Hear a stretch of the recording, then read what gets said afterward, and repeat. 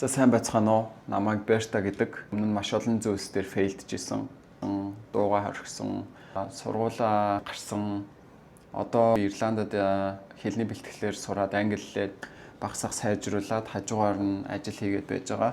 Энэ YouTube channel-ыг сая subscriber-тай болгоно. Би энэ мөрөөдөлтөд хүрч чадна гэдэгт итгэлтэй байна. Сая subscriber хүрснийхаа дараа би мөрөөдөлтөд хүрсэн шүү. Би анх энэ бичлэгийг ингэж хийж исэн шүү гэдгээ эргэж харахын тулд энэ бичлэгийг хийж байгаа.